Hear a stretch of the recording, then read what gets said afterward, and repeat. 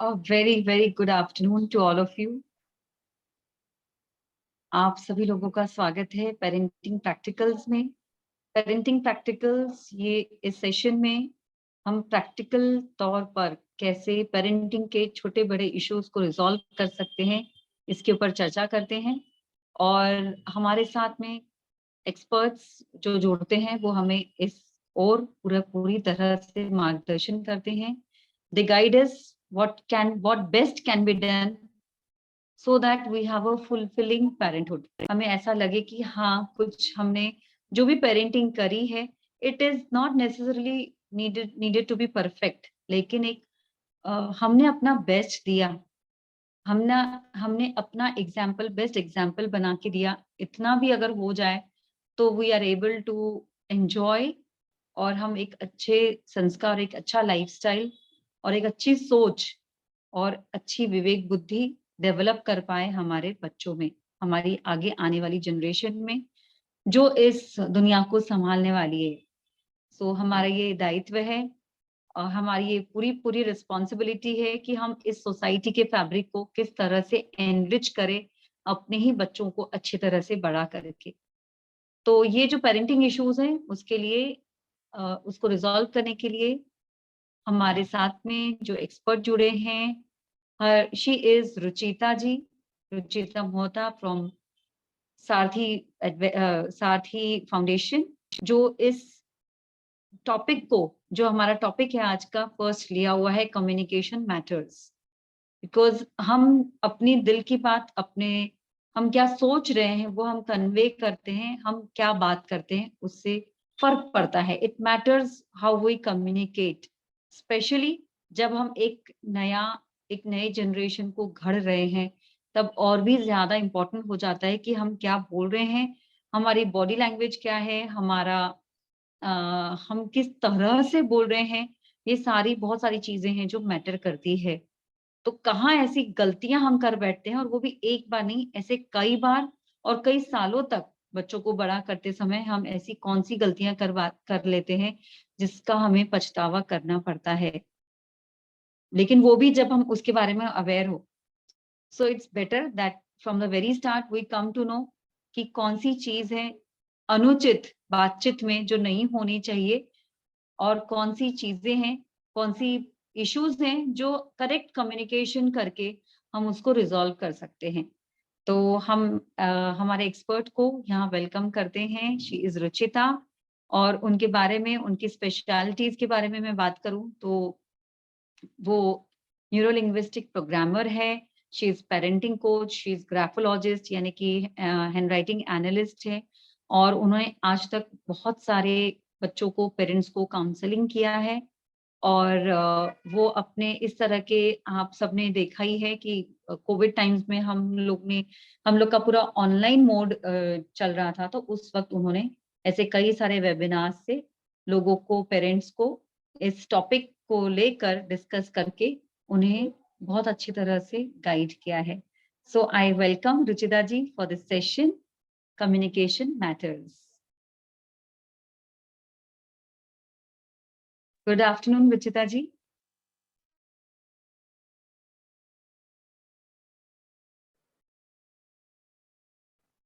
Jai Shri Krishna Rani ji, good afternoon. Good afternoon. I congratulate each and everyone over here for spending or investing your time for such a valuable things. I really appreciate all your efforts. Shall we start? Am I audible, clearly audible to everyone? Hanji Didi. Okay, thank you. Just a minute, I'm just sharing my screen over here.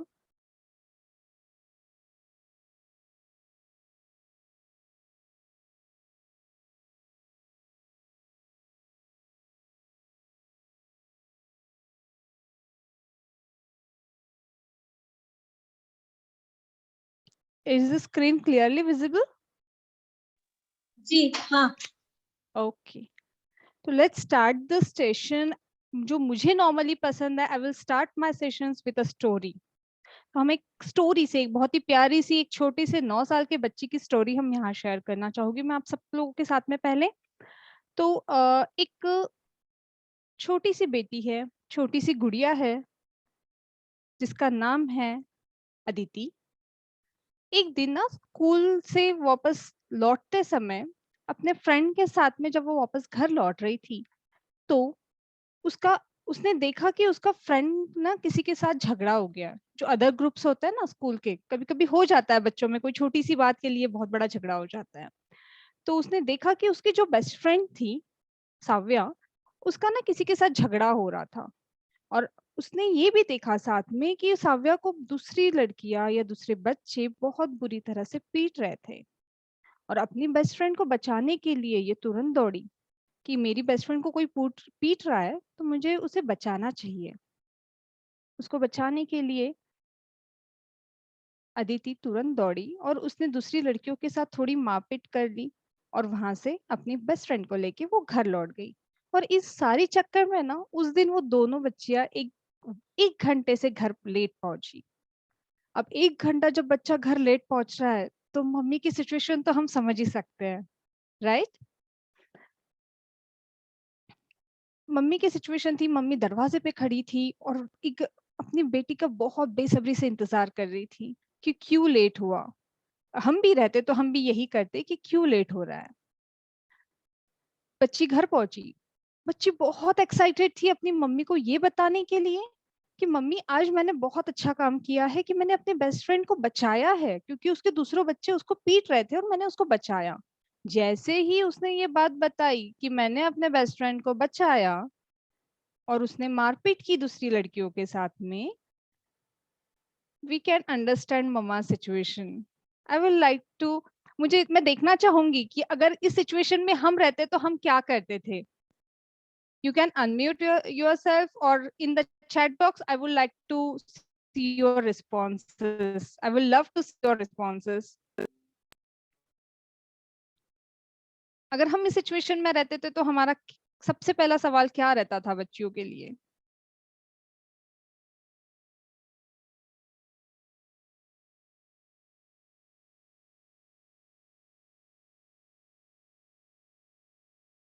जानने की कोशिश, very nice, thank you. Are you hurt?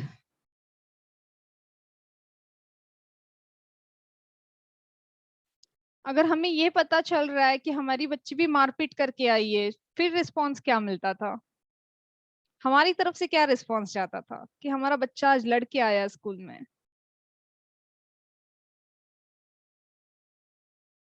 There are so many messages in the chat box. I would like, मुझे और भी, मैं एक particular answer के लिए वेट कर रही हूँ।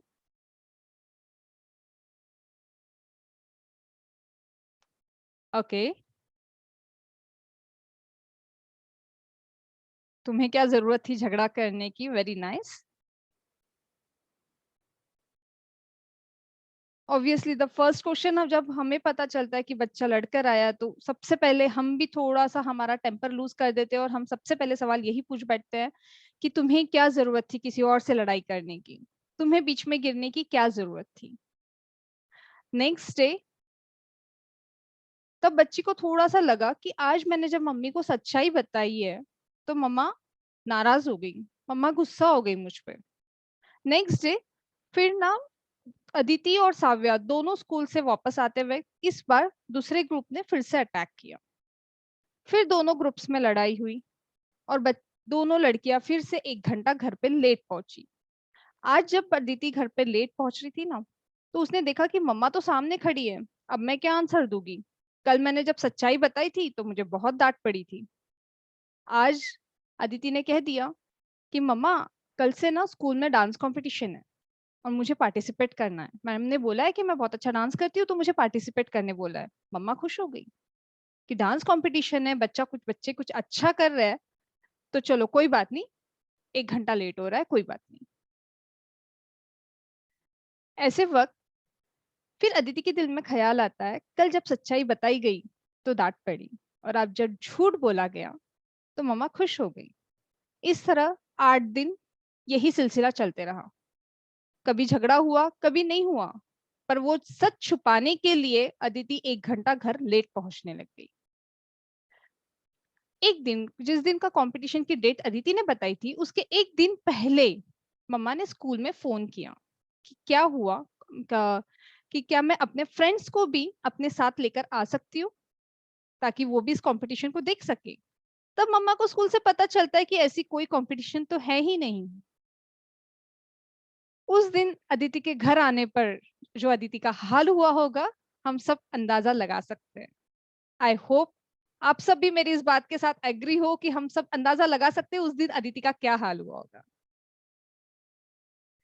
यहाँ पर सबसे बड़ा सवाल ये पूछना चाहूंगी कि यहाँ पर कम्युनिकेशन गैप कहाँ गई।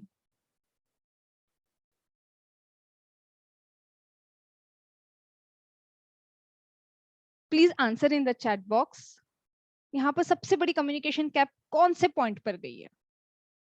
क्योंकि बच्चा तो अपनी सच्चाई पूरी तरह से बताने के लिए तैयार था, तो कम्युनिकेशन गैप गई कहाँ पे? क्यों बच्चे ने झूठ बोला?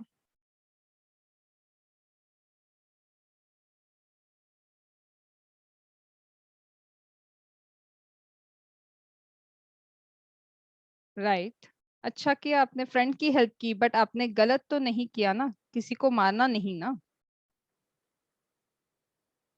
Thank you Manisha ji.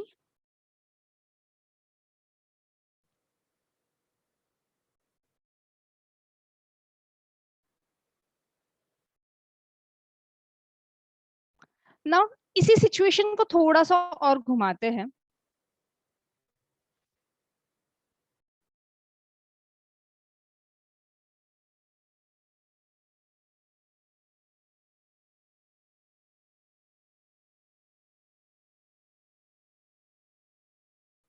Just a minute.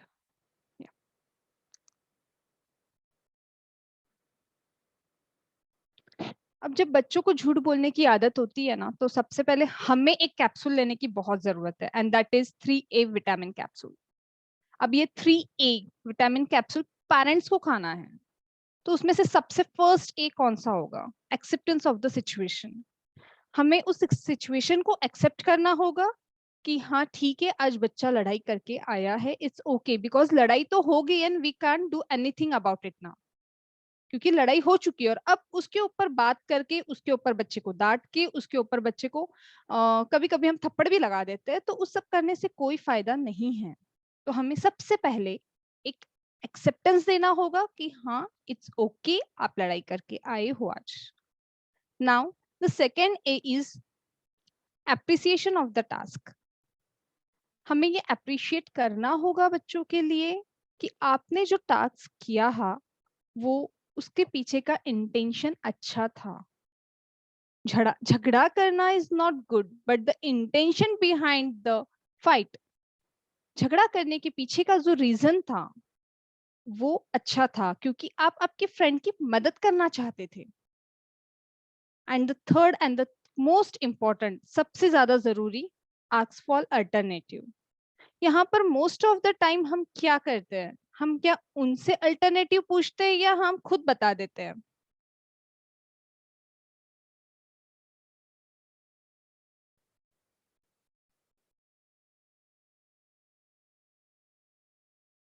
Mamma is unable to understand her child. डांट और मार से बचने के लिए बच्चे ने झूठ बोला। I appreciate your answers, but यहाँ पर अल्टरनेटिव जब हम खुद ही बता देते हैं, इज इट रियली, क्या जब हम खुद सजेशंस देते हैं बच्चों को, क्या वो सच में काम करते हैं वैसा? जब हम खुद सजेशंस देते हैं बच्चों को, वो एक बार में सुन लेते हैं और उस पर अप्लाई करना चालू कर देते हैं? Yes or no? I would like to see your answers in the chat box.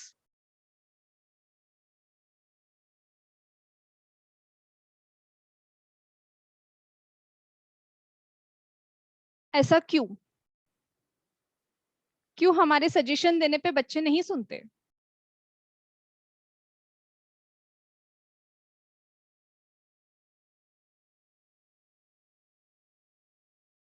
मेरे सेशंस इंटरेक्टिव होते हैं। I would like to see your answers in the chat box, क्योंकि जब हम आपस में बात करेंगे तभी सॉल्यूशन निकलेगा। बिकॉज आई बिलीव ये सारे सॉल्यूशंस ऑलरेडी आप लोगों के पास है। बात है तो सिर्फ अवेयरनेस की, कि हम कितना अवेयर होके हमारी पेरेंटिंग यूज कर रहे हैं।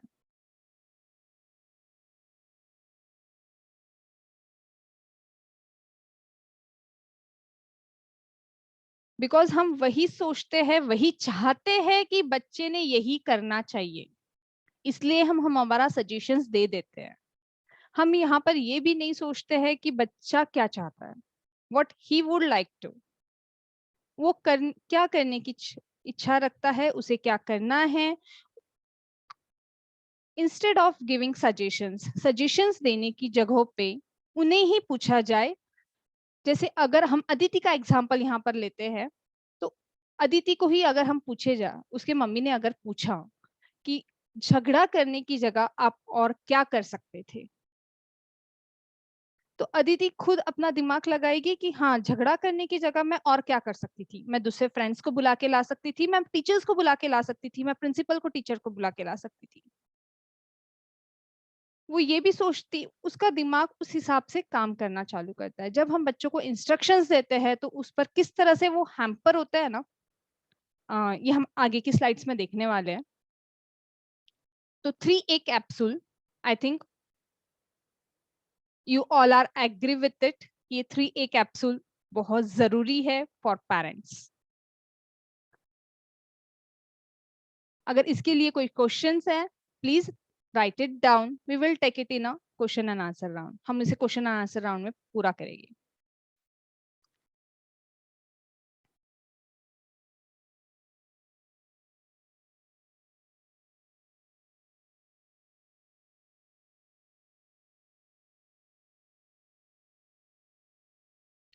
नेक्स्ट,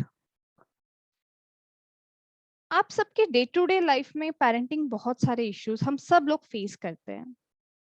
मैं जानना चाहूंगी, प्लीज राइट, आपके जो भी पेन पेपर जो भी आपके पास है उसके ऊपर लिखिए कि आपके डे टू डे लाइफ में आप कौन से पेरेंटिंग क्वेश्चंस फेस कर रहे हो, कौन से पेरेंटिंग इश्यूज फेस कर रहे हो। आप चैट बॉक्स में भी लिख सकते हो। क्विकली इन 2 मिनट्स, कौन से पेरेंटिंग इश्यूज हम फेस कर रहे हैं।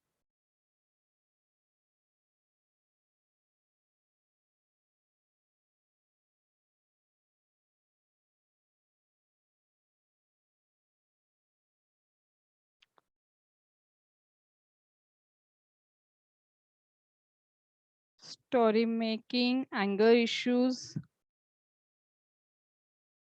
विदाउट एनी रीजंस भी झूठ बोलता है। Okay,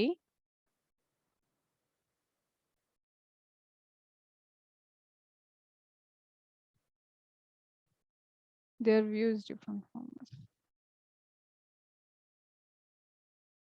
thank you Nikita ji, Manisha ji. Disrespect and reply.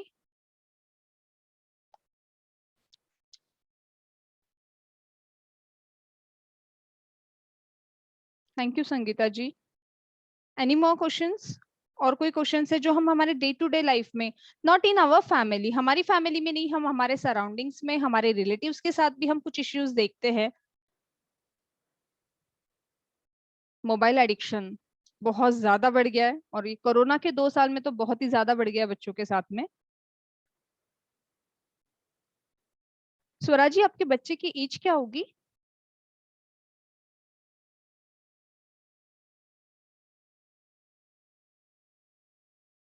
9 years. Okay, thank you. Time management,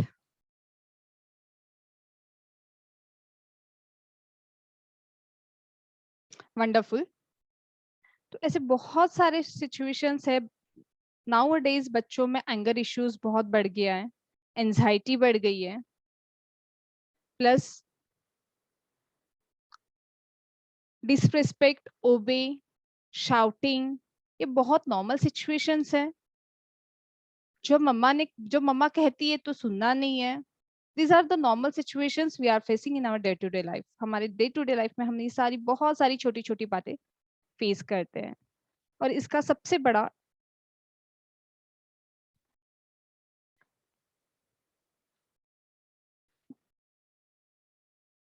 just a second, my presentation is not working properly.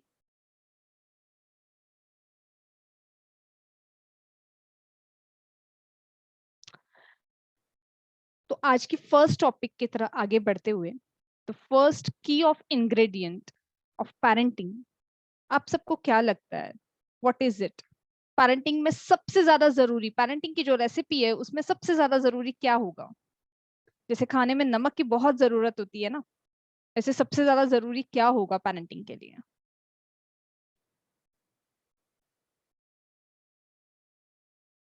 Patience. Am I right? Is it patience? अगर हमारे parents patience है तो हमारे पास हम हर सिचुएशन हम solve कर सकते हैं।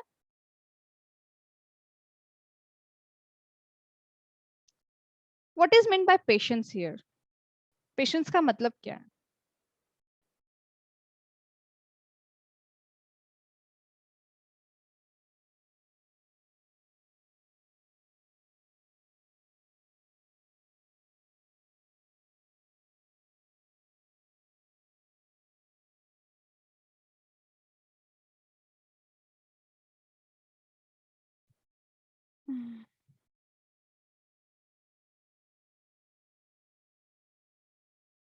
I am really sorry, actually मैं प्रेजेंटेशन ठीक से काम नहीं कर रहा है। आई don't know what's going on, just give me 2 minutes। जी दीदी। या एक पेशेंस के लिए एक बहुत ही ब्यूटीफुल डेफिनेशन किसी ने बताई थी, इट्स जस्ट एन आर्ट। एक आर्ट है किसी का वेट करने की, and that too with a positive attitude. अगर हम निगेटिव एटीट्यूड में किसी का वेट कर रहे हैं तो इनडायरेक्टली हमारी एनर्जीज उस इंसान तक पहुंच रही है। अगर हम विथ पॉजिटिव एटीट्यूड हम किसी का वेट कर रहे हैं, पेशेंटली वेट कर रहे हैं, that is correct patience.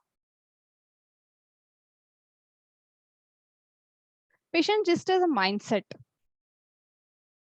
Patience और ये माइंडसेट तब हमारे पास एक्टिव रहेगा जब हमें पता रहेगा कि ये प्रॉब्लम को कैसे हैंडल करना है, इस सिचुएशन को कैसे हैंडल करना है।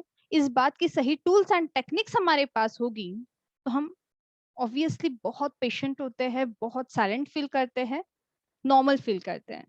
फॉर एग्जाम्पल, जब हम स्कूल में जाते थे, जब एग्जाम होती थी स्पेशली, अगर हमें पता है कि हमारी पढ़ाई बहुत अच्छे से हुई है और हमारा मैथ्स का पेपर है और हमें सारे सॉल्यूशंस बहुत अच्छे से आते हैं, तो वो जो एक एग्जाम फोबिया जो होता है या फिर हमें जो एक एंजाइटी क्रिएट होती है बिफोर पेपर के पहले, जो हमारे अंदर एंजाइटी क्रिएट होती है, वो होती है या नहीं होती है?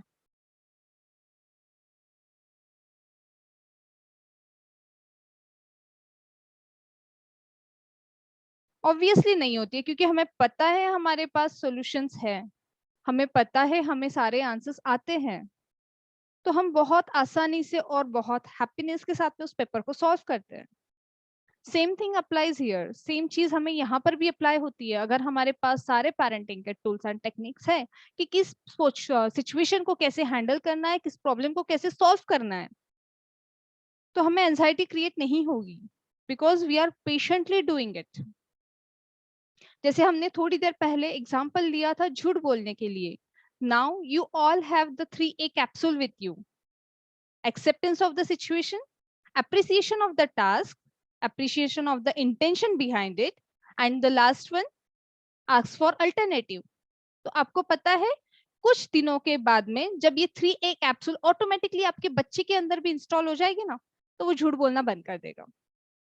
तो जितनी पहले एंजाइटी होती थी, गुस्सा आता था बच्चों के लिए कि वो झूठ बोल रहे हैं, अब आता है? अब आएगा? ऑब्वियसली नॉट, अब नहीं आएगा। And today I am here, आज मैं आप लोगों के साथ में कुछ यही टूल्स एंड टेक्निक्स शेयर करने वाली हूँ जो हमें डे टू डे लाइफ में यूज करेंगे, और यूज करने पे आई एम 100% श्योर जिस तरह से मुझे रिजल्ट मिले हैं आप सबको भी मिलेंगे। Are you all ready for the first tool and technique for today session of unique parenting?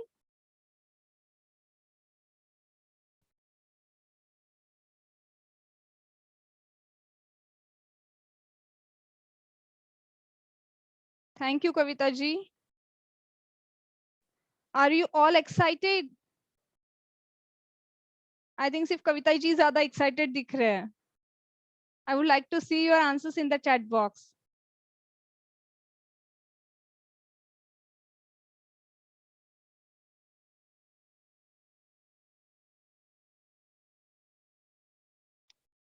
I don't know, पता नहीं आज presentation.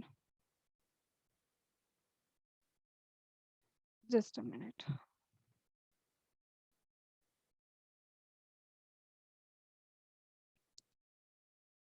Please pardon, just give me 2 minutes.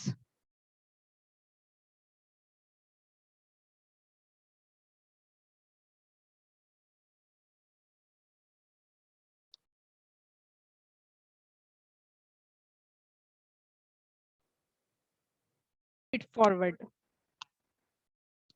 Feedback and feed forwards. जब हम बच्चा हमें कुछ पूछता है कि ये चीज कैसी हुई है और कुछ दिखाने आता है या होमवर्क होने के बाद दिखाने आता है और समथिंग उसने कुछ क्रिएटिविटी क्रिएट की है और वो हमें दिखाने आता है, तो हम किस तरह से उसे आंसर देना चाहिए? सिंपली इसे हम कहते हैं feedback sandwich. First layer positive बताइए कि क्या आज अच्छा हुआ, इस पर्टिकुलर टास्क में आपने सबसे अच्छी चीज कौन सी की. सेकंड जो बीच का लेयर होता है दैट इज कंस्ट्रक्टिव लेयर, उसमें बताइए कि ये चीज को और अच्छे से किया जा सकता था.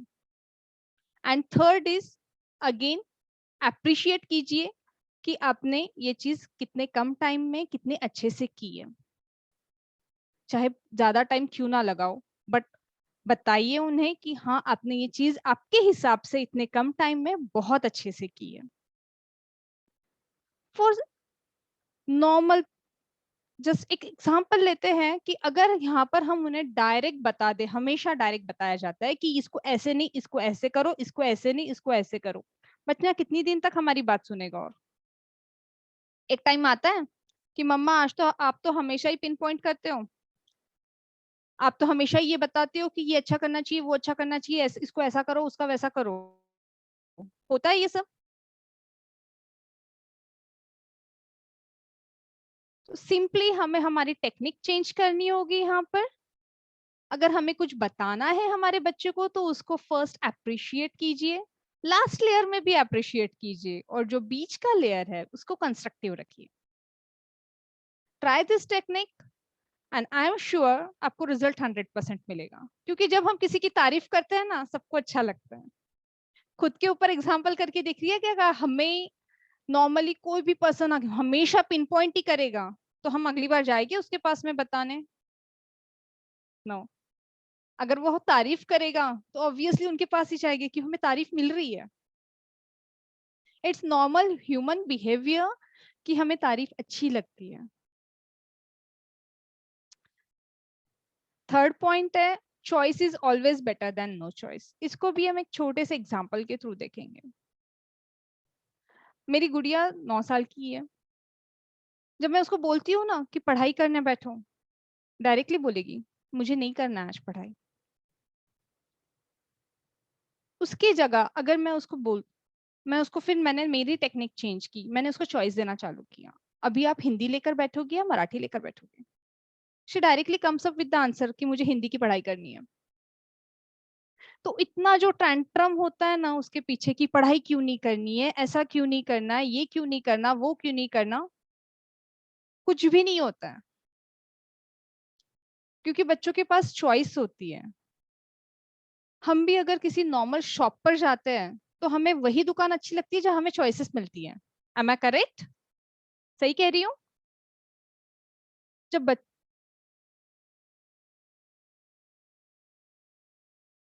जी, हमें ही चॉइसेस इतनी अच्छी लगती है तो बच्चे को पढ़ाई के लिए अनादर टेक्निक क्या यूज कर सकते, तो उसको पढ़ाई के लिए चॉइस दीजिए. मोबाइल एडिक्शन का मैंने सुना था, एक मैसेज पढ़ा था मैंने, इस पे भी आप ये टेक्निक यूज कर सकते हैं कि बच्चे मोबाइल एडिक्ट हो चुके हैं. हम क्या कहते हैं उन्हें? डायरेक्टली कहते हैं कि मोबाइल बंद करो, टीवी बंद करो, बहुत देर हो गया है. उन्हें चॉइस दीजिए, आप 5 मिनट और टीवी देख रहे हो या 10 मिनट देख रहे हो, आने दीजिए, उनकी तरफ से आंसर्स आने दीजिए. वो खुद 10 मिनट बोलेगी ऑब्वियसली। छोटे बच्चे तो 5 और 10 मिनट में नहीं समझ पाएंगे फर्क, पर बड़े बच्चे तो ऑब्वियसली 10 मिनट ही बोलेंगे। 10 मिनट के बाद में जस्ट बताओ कि 10 मिनट हो चुके हैं, दैट्स इट। हमें आंसर्स उनकी तरफ से लाना है, ना कि हमारे इंस्ट्रक्शंस थोपने हैं। ये सारे टेक्निक्स मैं अपने बच्चों पर, अपने स्टूडेंट्स पर अप्लाई करके रिसर्च किया है, उसके बाद ही यहाँ पर बता रही हूँ। तो आई एम श्योर इन सारी चीजों का इफेक्ट आपके बच्चों के साथ में आपको भी दिखेगा।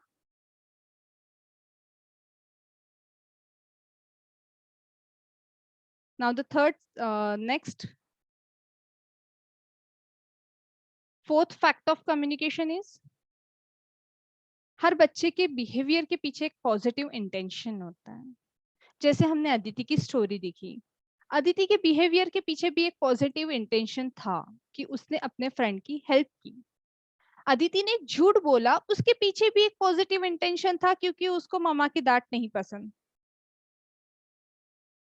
तो जब हम बच्चों के साथ में रिएक्ट करते हैं, हमें कोई बात बुरी नहीं लगी, सॉरी, हमें कोई बात बुरी लगी तो हम तुरंत रिएक्ट कर देते हैं, हम तुरंत थप्पड़ मार देते हैं या गुस्सा कर देते हैं। बट बिफोर दैट रिएक्शन, उस रिएक्ट करने के पहले एक बार सोचिए कि उसके इस बिहेवियर के पीछे का पॉजिटिव इंटेंशन क्या था। इसके दो फायदे हैं। फर्स्ट, आपका जो एंजाइटी लेवल है वो कम होगा, बिकॉज आपको पहले ये पता करना है कि बच्चा ऐसे क्यों कर रहा है। सेकेंड, आपके और आपके बच्चों के बीच का जो कम्युनिकेशन बॉन्ड है वो बना रहेगा, बिकॉज हमारी एक सिंगल डांट, हमारी एक सिंगल थप्पड़, स्पेशली थप्पड़, बच्चों के मिलियंस ऑफ न्यूरॉन्स को डिस्ट्रॉय कर देते हैं। They are attach with us. मम्मा पापा के प्यार के लिए वो सबसे ज्यादा बेकरार रहते हैं। अगर उन्हें वो प्यार नहीं मिले, वो अपने आप दूर होने लगते हैं। और थप्पड़ मिलियंस ऑफ न्यूरॉन्स डिस्ट्रॉय करते हैं।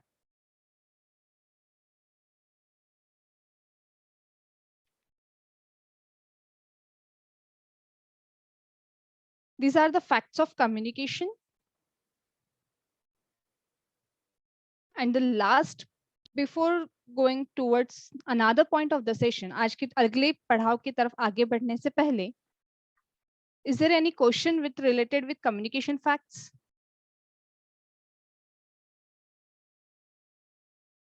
दीदी एक बार फर्स्ट स्लाइड फिर से दिखाइए ना। Patience वाली? हाँ जी, ये ये facts of, yes, thank you. welcome. Is there any question? कोई सवाल है आपके मन में इन 4-5 फैक्ट्स ऑफ कम्युनिकेशन को लेके? आप हैंड रेस कर सकते हैं तो आपको अनम्यूट भी किया जा सकता।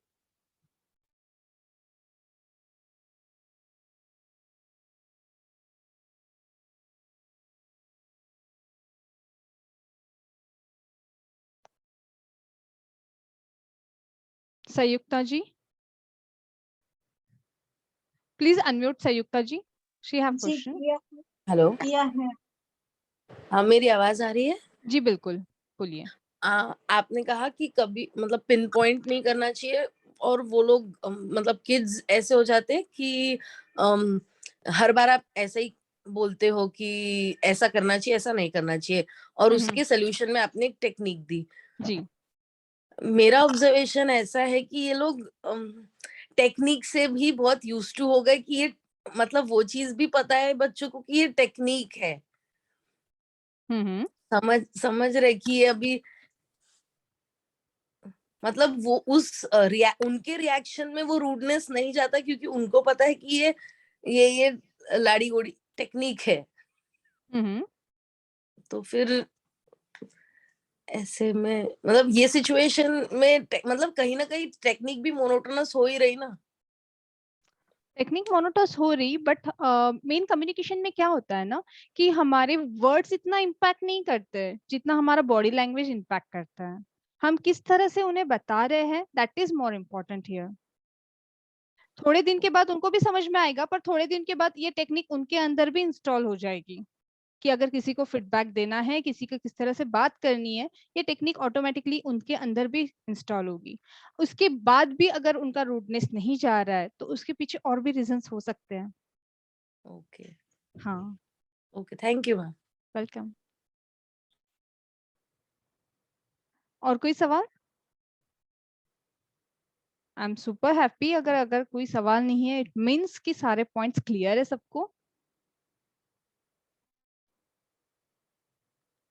हम आगे बढ़े नेक्स्ट पॉइंट की तरफ। Thank you.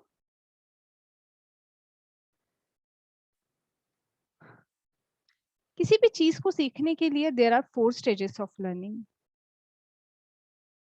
मैं जानना चाहूंगी कि अभी तक किसको इस चीज के बारे में अवेयरनेस था कि there are 4 stages of learning. किसको पता है?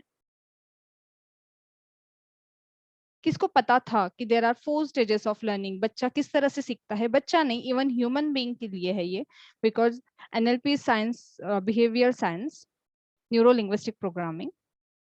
तो नॉर्मल ह्यूमन बिहेवियर कैसे होता है, किस तरह से डेवलप होता है, it is all about. I would like to see in the chat box कि नॉर्मल आपको 4 स्टेजेस ऑफ लर्निंग के बारे में पता था आज तक?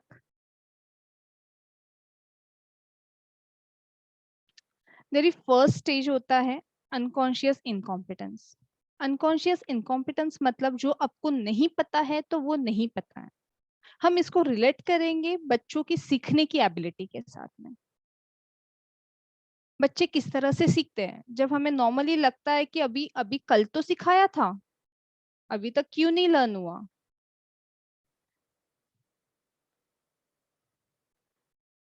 पर जब वो बच्चे को चीज पता ही नहीं थी, एक बार में सिखाने से नहीं बनती है बात।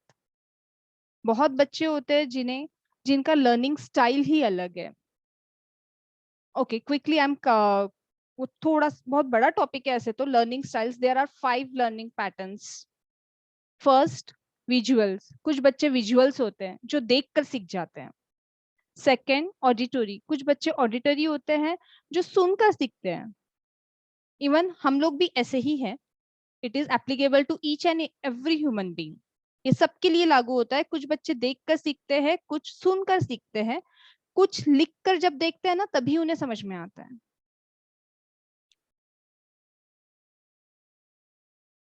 These 3 learning patterns are more important. 2 more are there. कुछ बच्चे that are kinesthetic, audio, visual, touch। जब तक वो सिचुएशन में वो खुद को फील नहीं करते हैं, उनके फीलिंग्स उनके लिए बहुत इंपॉर्टेंट होते हैं, तब जाकर सीखते हैं।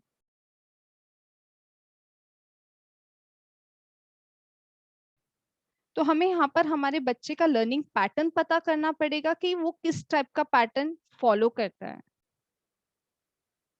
अगर हम बच्चे को बता रहे हैं हमारा बच्चा विजुअल है और हम उसको मैप पर दिखा रहे हैं या मैप से बता रहे हैं कि यहाँ से यहाँ तक जाने के लिए आपको लेफ्ट लेना होगा, राइट लेना होगा, और फिर आप 2 बार राइट लेके फिर आप पहुंच जाओगे डेस्टिनेशन पर, काम करेगा? विजुअल बच्चा उसको विजुअलाइज करेगा कि मुझे पहले राइट लेना है, फिर लेफ्ट लेना है, फिर 2 बार राइट लेना है, तब जाके मैं डेस्टिनेशन पे पहुंचूंगा। ऑडिटरी बच्चे के लिए काम करेगा बिकॉज उसने एक बार सुन लिया, उसको लर्न हो गया, दैट्स इट। बट कैनेस्थेटिक उसको ड्रॉ करके देखेगा मैप को, उसके बाद चीज समझ में आएगी। तो जब बच्चा पढ़ाई करने बैठ रहा है तो हमें ये पता होना चाहिए बीइंग अ पेरेंट कि हमारे बच्चे की लर्निंग स्टाइल कौन सी होगी। अब हम सबको 2 व्हीलर या 4 व्हीलर आती है, सही हो? सबको आता है। ये 4 स्टेजेस ऑफ लर्निंग हम 2 व्हीलर या 4 व्हीलर में देखते हैं कैसे होती है। जब हम सबसे छोटे थे हमें नहीं पता था साइकिल कैसे चलाई जाती है, दैट्स इट। नहीं पता है तो नहीं पता है। Unconscious incompetence. जब हम सीखते हैं डर डर के सीखते हैं, डर लगता है ना गिरने से कि हम गिर ना जाए, दैट इज कॉन्शियस कॉम्पिटेंस। धीरे धीरे चलाएंगे, ब्रेक मारने के लिए भी सोचना पड़ेगा कि कब ब्रेक मारना है। थर्ड स्टेज है अनकॉन्शियस कॉम्पिटेंस। कुछ 1-2 महीने की प्रैक्टिस के बाद में हमें बहुत अच्छे से आ जाती है टू व्हीलर चलाना। तब हम ये सोचते हैं क्या कि हमें ब्रेक मारना पड़ेगा? ऑब्वियसली नॉट, नहीं सोच रहे हैं। और अब तो इतनी प्रैक्टिस हो गई है कि ब्रेक भी अपने आप लग जाएगा जहां उसको लगना रहेगा। हमें इंस्ट्रक्शंस नहीं देने पड़ते कि अभी ब्रेक लगाना है, अभी ये करना है, अभी गियर अप करना है। तो एक नॉर्मल टू व्हीलर चलाने के लिए यही प्रोसेस फॉलो होता है और पढ़ाई के लिए भी यही प्रोसेस फॉलो होता है। बिफोर ओपनिंग द बुक्स हमें नहीं पता है बुक्स के अंदर क्या है। First stage. सेकेंड स्टेज में एक बार पढ़ा पर नोट्स निकालने पड़ते हैं कि इसके बाद ये है, उसके बाद वो लिखा है। थर्ड स्टेज थोड़ा कॉम्पिटेंस आ जाता है कि कितने सिचुएशंस है, कितने प्रोसेस लिखे हैं, कितने एग्जाम्पल्स के साथ में हमें आंसर्स बताने हैं। And the fourth point is जब बच्चा पूरी तरह से लर्न हो जाता है, उसको सब कुछ अच्छे से याद होता है। These 4 stages of learning helps us in study of kids. जब हम उनकी पढ़ाई लेते हैं तो हमें ये ध्यान देना पड़ेगा कि अभी वो कौन से स्टेज पर है लर्निंग के। डायरेक्टली सवाल आ जाते हैं कि इतनी बार हो गया क्यों नहीं लर्न हो रहा। पैटर्न देखिए बच्चे का, लर्निंग पैटर्न कौन सा है और वो कौन से स्टेज पर है लर्निंग के। उसको हम किस तरह से, और अगर विजुअल बच्चा है तो उसको ड्रॉ करके देना पड़ेगा ताकि उसको अच्छे से समझ में आए। ऑडिटरी बच्चा है तो उसको सुनने से ही समझ में आ जाएगा। और वो बार बार आंसर्स अगर सुनकर लर्न हो रहे हैं तो बहुत सारी टेक्निक्स हैं कि हम उसको कैसे सुनकर लर्न करवा सकते हैं।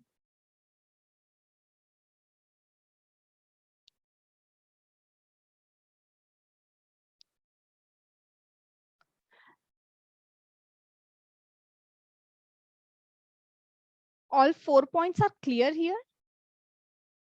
सबको सारे 4 पॉइंट समझ में आए? Is there any problem, is there any doubt? कोई डाउट है किसी को? 4 stages of learning and 3 learning patterns, please raise your hand, हम आपको अनम्यूट करेंगे। और कोई सवाल होगा तो आप चैट बॉक्स में भी डाल सकते हो।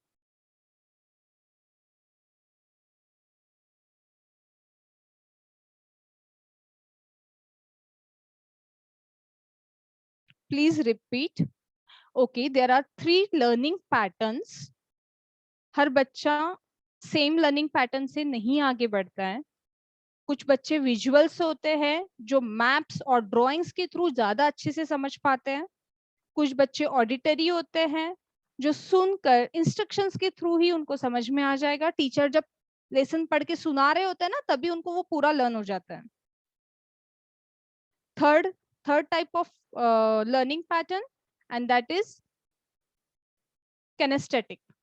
वो जब आंसर्स जब तक लिख लिख कर नहीं देखेंगे उनसे पढ़ाई नहीं होगी, उनको लर्न नहीं होगा। और यहाँ पर हम उनको कंपैरिजन करना चालू कर देते कि आपके फ्रेंड्स तो इतने फटाफट टीचर पढ़ा रहे हैं तभी उनका लर्न हो गया, आप इतनी बार लिख रहे हो क्यों नहीं हो रहे हैं। दिस इज द फैक्ट, क्योंकि बच्चों का लर्निंग स्टाइल ही अलग अलग होता है। 4 stages of learning. 4 stages of learning में फर्स्ट स्टेज आती है अनकॉन्शियस इनकॉम्पिटेंस, जो हमको नहीं पता है। बुक खोलने के पहले हमें नहीं पता है कि बुक के अंदर क्या लिखा है। सेकेंड, एक बार चैप्टर होने के बाद में थोड़ा बहुत कॉम्पिटेंस आता है कि हाँ चैप्टर में किस बारे में बताया गया है। इंग्लिश का चैप्टर है तो कोई स्टोरी बताई गई होगी। सेकेंड, थर्ड पॉइंट है, थर्ड स्टेज ऑफ लर्निंग है कॉन्शियस कॉम्पिटेंस। कॉन्शियस कॉम्पिटेंस में हमें हाफ लेसन लर्न हो जाता है बट पूरी तरह से हमारी कमांड नहीं आई रहती है। अगर टू व्हीलर का एग्जांपल ले तो हमें टू व्हीलर चलाना आ गया, हम मार्केट में बड़ी आसानी से जाते हैं, बट पूरी तरह से मास्टरी नहीं आई है। It needs more and more practice. Fourth, unconscious competence. अब नहीं सोचना पड़ेगा कि टू व्हीलर को कब ब्रेक लगाना है, वो अपने आप लगते हैं। अब नहीं सोचना पड़ेगा कौन सा आंसर किस लेसन में से लिया गया है, कौन सा सवाल किस लेसन में से लिया गया है, और उसका आंसर हमें क्या देना पड़ेगा। सारे आंसर्स बाय हार्ट लर्न हो चुके हैं। तो बच्चों को जब हम पढ़ाते हैं या उनसे पढ़ाई जो एक्सपेक्ट करते हैं, तो हमें उस एक्सपेक्टेशंस के पहले ये 4 स्टेजेस ऑफ लर्निंग एनीथिंग हमें दिमाग में रखना पड़ेगा कि वो किस स्टेज पर है और नेक्स्ट स्टेज पे जाने के लिए उसे और कितना टाइम लगेगा, ये हमें चॉक आउट करना पड़ेगा।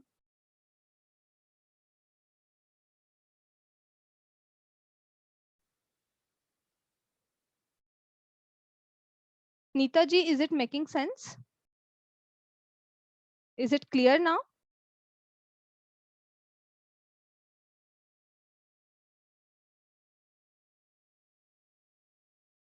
नाउ थर्ड पड़ाव की तरफ आगे बढ़ते हुए, is there any questions related with this 2 topics?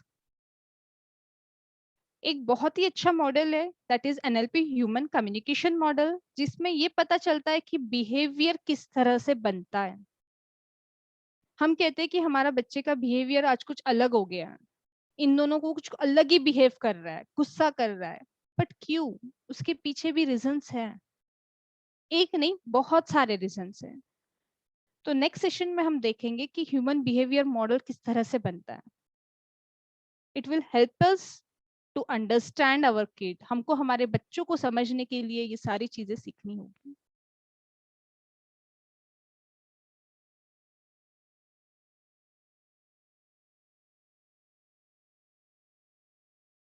Fingerprint test से मालूम होता है कौन से स्टाइल है लर्निंग। हाँ, उसे डीएमआईटी कहते हैं। डीएमआईटी से भी पता चलता है, specially it is for small kids. और बड़े बच्चों के लिए साइकोमेट्रिक टेस्ट, एप्टीट्यूड टेस्ट, बहुत सारे टेस्ट है, उनके थ्रू भी पता चलता है कि लर्निंग स्टाइल कौन सा है।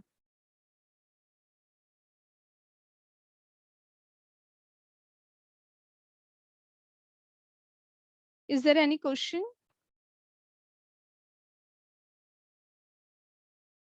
Related with any parenting issues? आपके पेरेंटिंग इश्यूज में कौन से प्रॉब्लम्स आप फेस कर रहे हो? रेज योर हैंड, और आपके चैट बॉक्स में भी आप डाल सकते हो।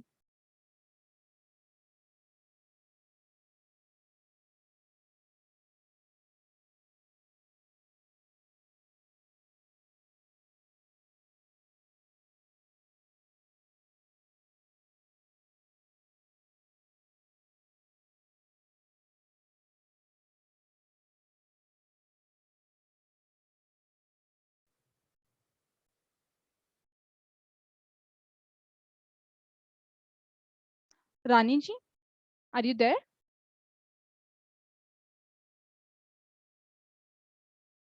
जी दीदी। आई थिंक किसी को कोई सवाल नहीं है, तो आपके पास कोई सवाल होगे तो आप भी पूछ सकते हैं। जी दीदी, पेरेंटिंग ह्यूमंस कम्युनिकेशन मैटर्स के लिए जैसे बड़े और बच्चों के बीच में कैसे हम समन्वय बनाकर रखें। बड़े और बच्चों के बीच में कैसे समन्वय बना के रखें? Means generation gap. Generation gap, जिस तरह से यहाँ पर काफी ग्रैंड पेरेंट्स भी, मैंने लास्ट टाइम भी देखा था, ग्रैंड पेरेंट्स भी है, पेरेंट्स भी है। तो बिफोर 20 ईयर्स हमने मोबाइल टेलीफोन से लेके, पहले तो टेलीग्राम चलता था, टेलीग्राम से हम टेलीफोन पे शिफ्ट हुए, टेलीफोन से हम पेजेस पे शिफ्ट हुए। धीरे धीरे हमने खुद को अपग्रेड किया है। यस और no? Did we upgrade ourselves?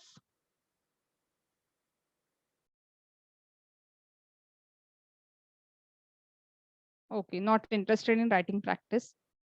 हम 5 मिनट के बाद में आपके सवाल का आंसर देते हैं। हमने खुद को शिफ्ट किया है। नाउ हम स्मार्टफोन्स भी बहुत अच्छे से यूज करते हैं। इवन ग्रैंड पेरेंट्स ने भी जो खत लिखते थे टेलीग्राम से लेके आज स्मार्टफोन पर शिफ्ट हो गया। सेम पेरेंटिंग के लिए भी वही अप्लाई करता है। हमारी जो पेरेंटिंग हुई आज से 20 साल पहले, जो मेरी पेरेंटिंग हुई है, दैट इज 2G पेरेंटिंग। उसमें से कुछ सीख के मैं अपने बच्चों की अप्लाई कर रही हूँ, that is 3G parenting. But मेरे बच्चे 3G वाले नहीं है, दे आर 5G 6G और पता नहीं कहाँ जाएगी। तो मुझे अपग्रेड करना होगा खुद को। आजकल के बच्चे प्रैक्टिकल है, उनको न्यू टेक्निक सीखिए कि उनको हैंडल कैसे करना है। हमारे ओल्ड पेरेंटिंग टेक्निक्स नहीं काम आने वाले हैं। तो कम्युनिकेशन गैप को कम करने के लिए, जनरेशन गैप को कम करने के लिए, ऑब्वियसली हम उनके फ्रेंड्स तो डेफिनेटली नहीं बन सकते, because they don't like, teenagers को बिल्कुल भी पसंद नहीं है कि हम उनके फ्रेंड्स बने, बनना भी नहीं चाहिए, क्योंकि पेरेंट्स का रोल पेरेंट्स ही करेंगे। हम फ्रेंड्स बन जाएंगे तो पेरेंट्स का रोल कौन करेगा? But the instructions and instructions कह सकते हैं, हमारे बात करने का तरीका कह सकते हैं, उनके ऊपर लेट देम, उनको खुद से आंसर देने दो, उनको क्या चाहिए है। हम ये बताकर चुप हो जाते हैं कि आपको ऐसा नहीं ऐसा करना है, उनकी आंसर्स खुद से आने दो। जब वो उनके दिमाग से आएगा, उनके मन में से आएंगे, तभी काम करेंगे।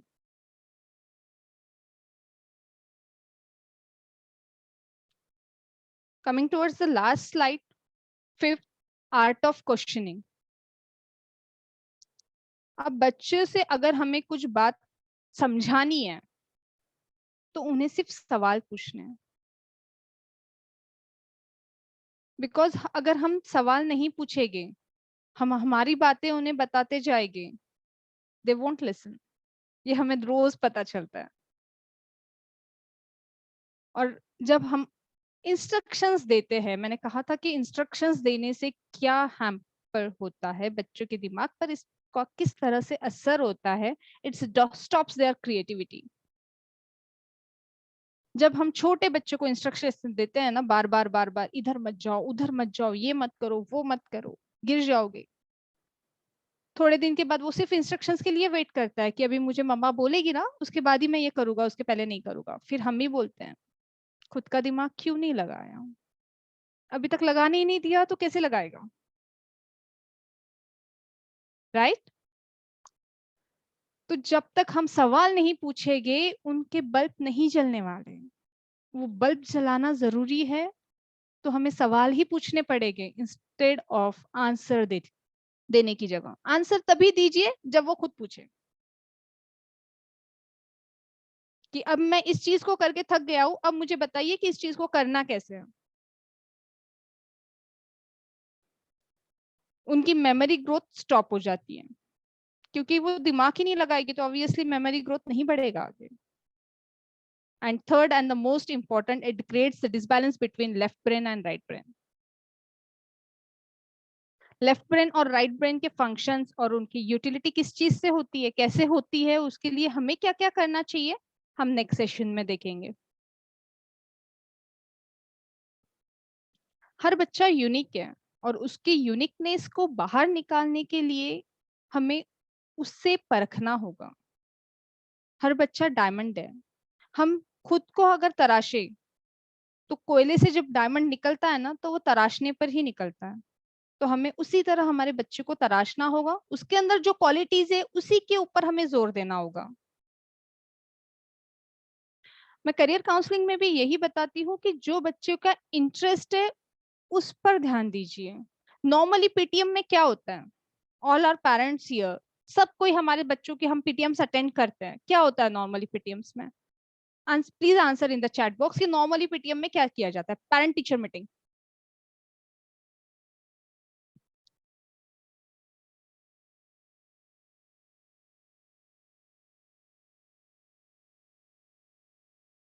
हम सब ने हमारे बच्चों की पेरेंट टीचर मीटिंग अटेंड की है। क्या होता है पेरेंट टीचर मीटिंग में? क्या बताया जाता है पेरेंट्स को?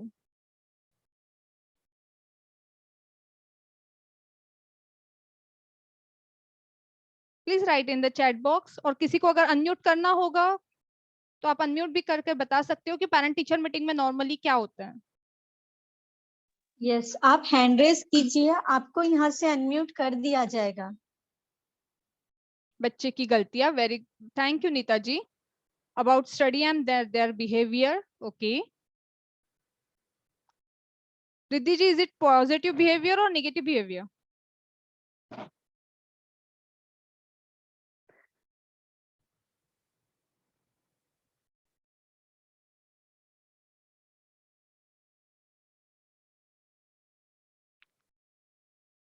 discuss about positive and negative aspects both.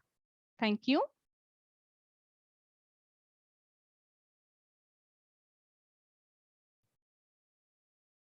इस बार जब मैं मेरी बेटी के लिए पेरेंट टीचर मीटिंग में गई, मुझे एक ही सब टीचर से मुझे सिर्फ एक फीडबैक मिला कि मेरी बेटी राइटिंग में बहुत स्लो है।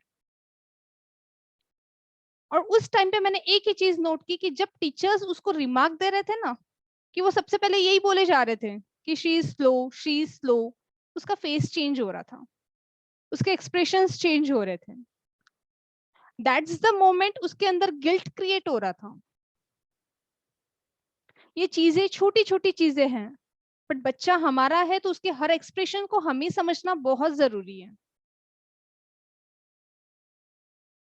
उस टाइम पे मुझे टीचर्स को ये बताना पड़ा कि हाँ, it's okay, she is slow, we are working on it. 2 साल के बाद स्कूल चालू हुए, बच्चे स्लो है राइटिंग में, उनको मन नहीं करता, बट उसके अलावा और भी पॉइंट्स है, we can use feedback sandwich here. सिर्फ अगर पिन पॉइंट करेंगे, बच्चे के एक्सप्रेशंस देखना कैसे चेंज होते हैं। फीडबैक सैंडविच यूज करो। I use the technique feedback sandwich. First, कि वो बहुत नीट लिखती है, she is perfectionist type of person. 9 साल की, but I know she is perfectionist type of person. उसको हर चीज बहुत नीट एंड टाइडी चाहिए रहती है। सेकेंड, ठीक है स्लो है, we will work on it.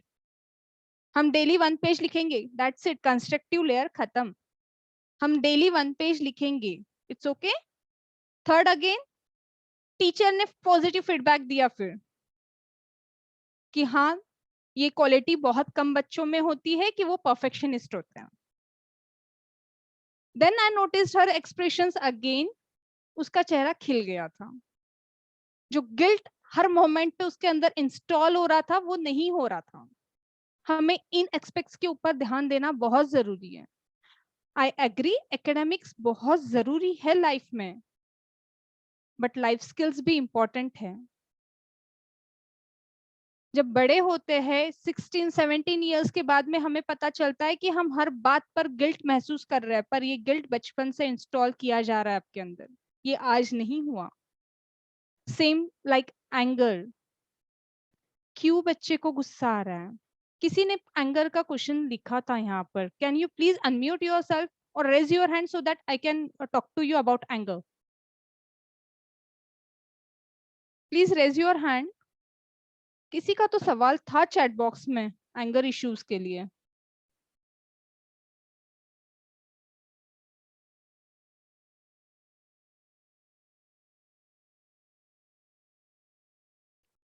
Nikita ji का था। Nikita ji, are you there? नहीं, अभी तो नाम नहीं दिख रहा है क्योंकि यहाँ बहुत बारिश भी है ना, तो शायद नेट इशू हुआ हो। Okay.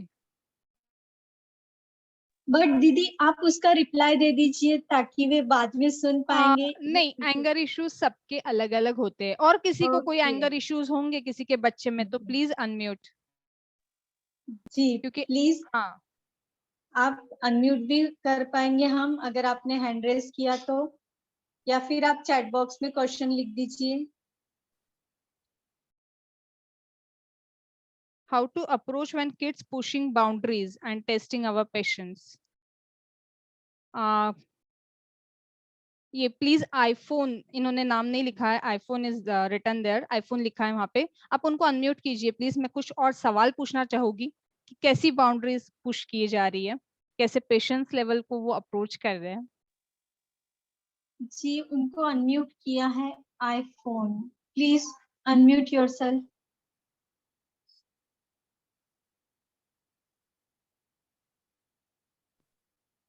I love to see your video as well. I love to see your face.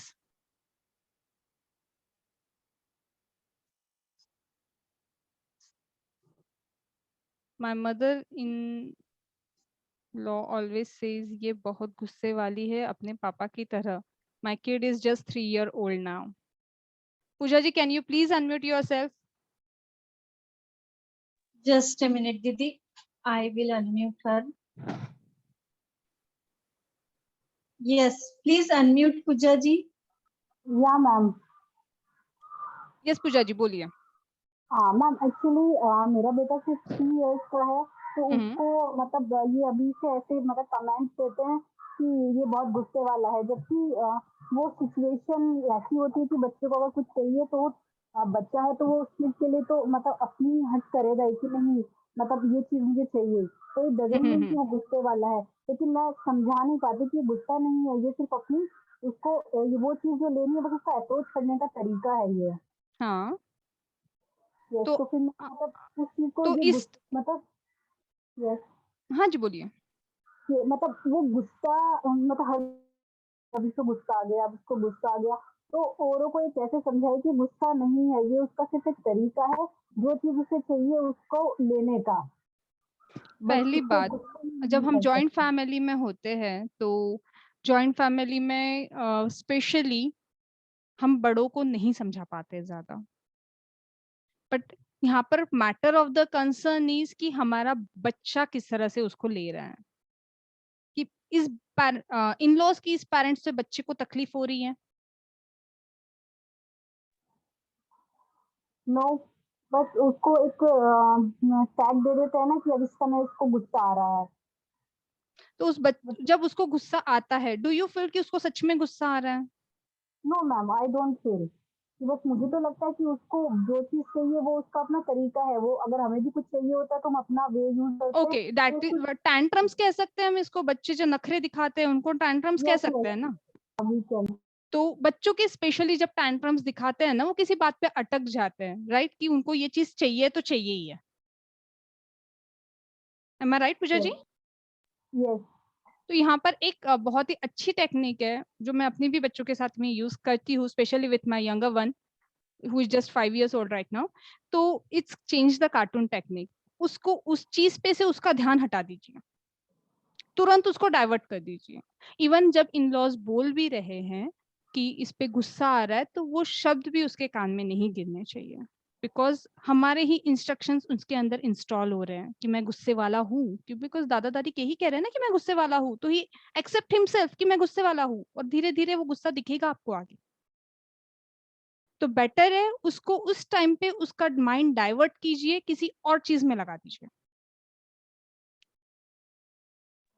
अगर बच्चा कुछ मांग भी रहा है कि उसको ये चीज चाहिए है, तो उसको तुरंत सवाल पूछिए कि अगर हम कुछ और खेले तो हम कुछ और भी कर सकते हैं, कौन सी चीज ज्यादा अच्छी रहेगी। Yes ma'am. बोलो बच्चा कुछ मांगता है तो दे देना चाहिए। अच्छी सब बता रही हो। Hello, I think someone other. हाँ किसी ने और ने भी अनम्यूट किया है शायद। और अभी ना उसके अंदर एक आदत आई है दूसरे बच्चों को देख के कि वो मार दूंगा मार दूंगा, ये वर्ड बहुत यूज करता है, तो उसको उस चीज से कैसे मना करें? अगर हम मन समझाते हैं कि नहीं ये अच्छा, ये दिस इज मतलब you are not a bad boy, तो ऐसे नहीं बोलते हैं, ऐसे बैड बॉय बोलते हैं, तो 2 मिनट के लिए समझ जाता है, फिर वापस से ऐसे ही बोलता है, अगर उसे मार दूंगा। जनरली मैं जो फॉलो करती हूँ कि ये वर्ड आया कहाँ से सुना गया, कहाँ से सीख रहा है, is there any cartoon he is watching like that? No, play school, because हम स्क्रीन टाइम तो लिमिटेड सिर्फ हाफ एन आवर दिखाते हैं, वो भी हम अपने सामने, no cartoon, only ABCD something this type. तो दूसरे बच्चों से सीख कर आ रहे हैं। यस ओके, तो मार दूंगा word just replace that word, कि अगर मारने से तो तकलीफ होती है, तो इस चीज को आप किस चीज से रिप्लेट करोगे? जब भी बच्चा वो वर्ड यूज करेगा ना, मार दूंगा, तो जस्ट डू वन थिंग कि उसको कुछ और वर्ड से रिप्लेस कर दो कि किसी को मारना अच्छी बात नहीं है, सबको प्यार करना अच्छी बात है ना। तो वो वर्ड आप जब यूज करोगे, या कुछ जो भी उससे अच्छा लगता होगा, वो वर्ड जब आप यूज करोगे, तो वो हमें रिफ्रेम करना होगा। मार दूंगा वर्ड हमको किसी और चीज वर्ड से रिफ्रेम करना होगा और किसी और वर्ड से शिफ्ट करना होगा।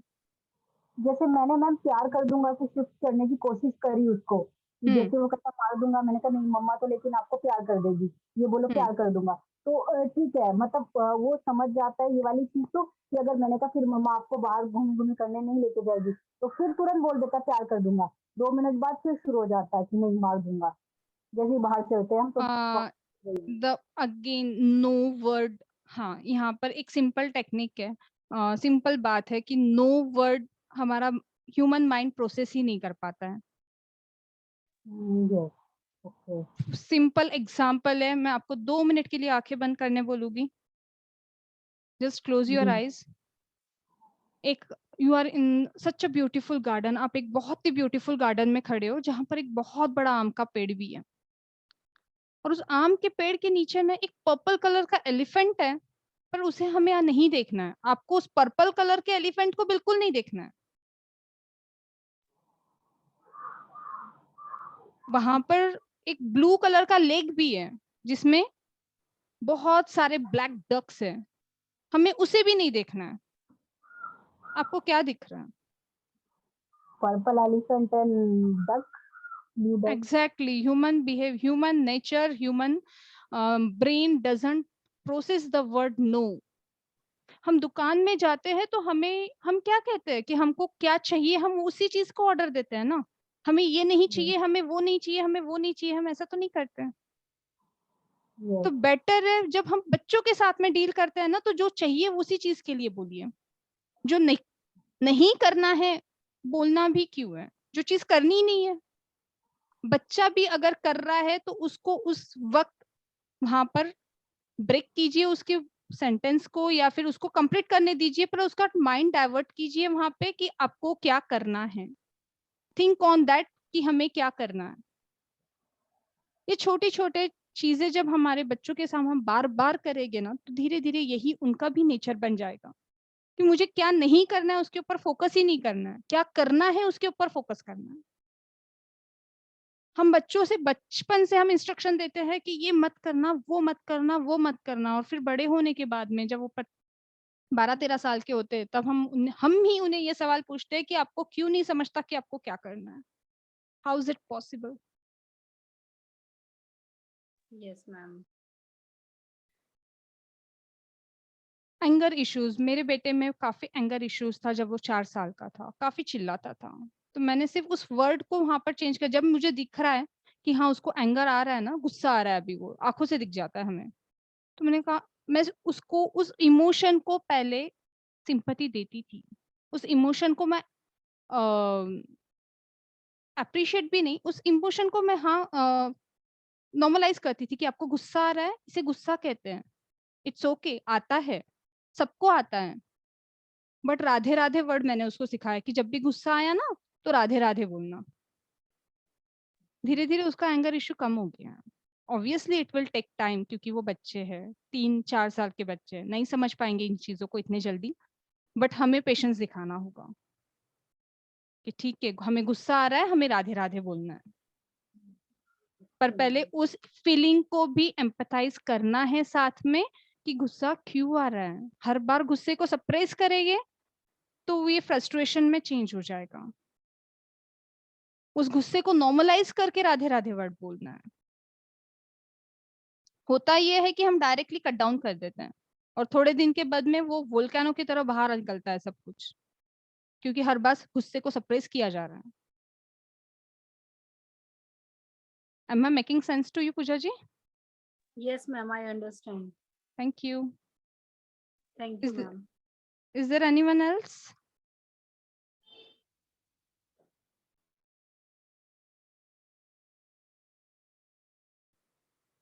बच्चे पेशेंस लेवल का टेस्ट ले रहे हैं। It just a one question, but इसके पीछे जो एनवायरमेंट है घर का, दैट मैटर्स, कि हम कितनी बार उनको हमारे हिसाब से चलाने की कोशिश कर रहे हैं, हम कितनी बार उनको, अभी तक हमारी पेरेंटिंग स्टाइल क्या रह चुकी है, हम क्यों उन्हें मना कर रहे हैं, हमारा पेशेंस लेवल वो क्यों जज कर रहे हैं बार बार। इसलिए मैं अनम्यूट करने कह रही थी, दैट्स इट, क्योंकि मुझे और भी कुछ सवाल पूछने थे।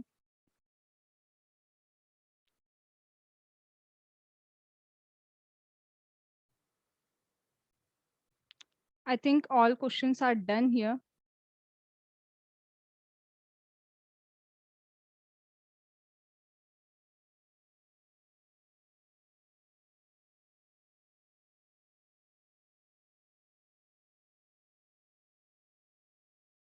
रानी दीदी। जी थैंक यू सो मच, बहुत ही सुंदर तरीके से आपने एक्सप्लेन कर दिया। हम सभी मनस्वियों के मन की शंका कुशंका दूर हो गई। आपका बहुत बहुत धन्यवाद रुचिता दीदी। Thank you so much.